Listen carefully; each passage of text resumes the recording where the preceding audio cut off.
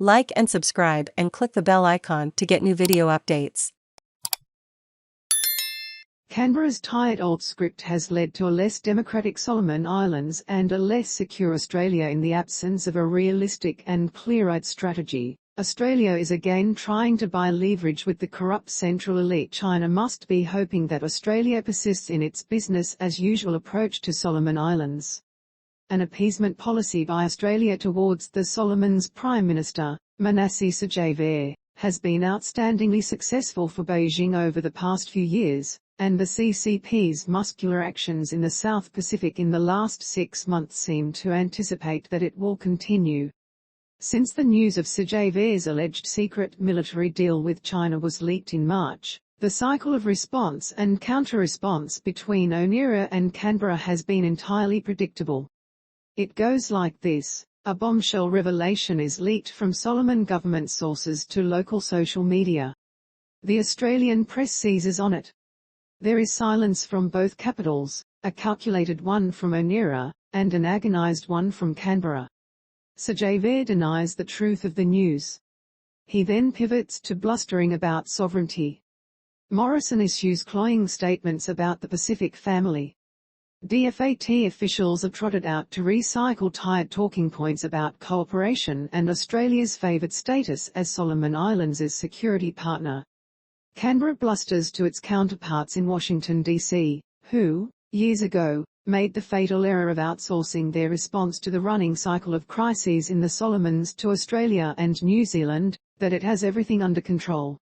A closer search for details reveals that much is still unclear and unconfirmed. Australian-funded think tank analysts and academics seize on this lack of clarity to play semantics. They then propose their favourite activities and a few harebrained schemes as solutions. The mainstream media sidesteps these gatekeepers and piles unrelenting coverage on a region where they have next to no local expertise or presence.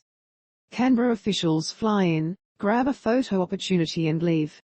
Confirming and increasingly grave revelations emerge from Oneira. Solomon Islander voices are called for. They respond with clarity, authority and eloquence, then are steadfastly ignored if they clash with the status quo narrative from Canberra.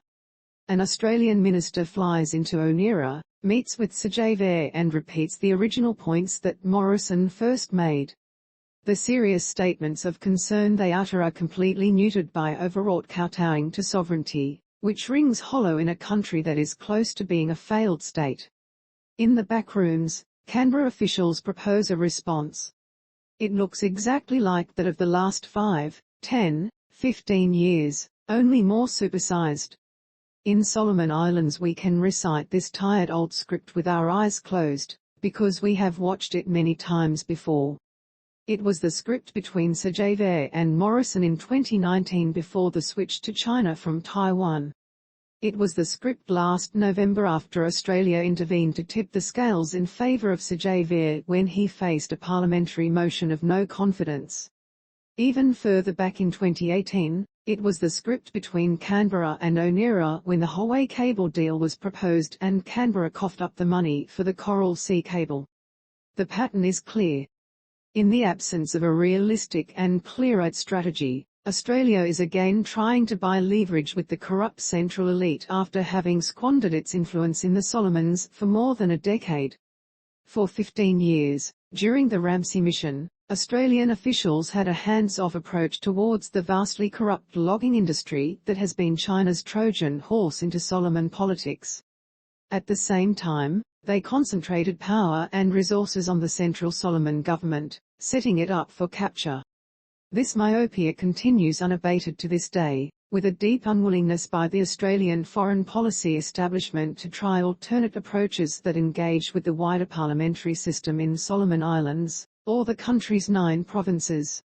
With Sajavir as an autocrat in waiting, an intelligent strategy is not to systematically sideline cabinet ministers, MPs and provincial governments, but to engage with them. A rare and positive exception to this foreign policy development industry groupthink has been the USAID SCALE program, which has engaged with the private sector and Malaita province. Yet rather than learning from the US approach, Canberra has been intent on undermining it within the Oneira donor circuit. The logic is faulty. And the result is both a less secure Australia, and a less democratic Solomon Islands. Since the latest crisis emerged, Canberra has seemed more concerned with keeping up appearances in Washington, D.C. and among the Australian public than with responding in any effective way to an existential security crisis on its border. The pattern is clear, and has been repeated.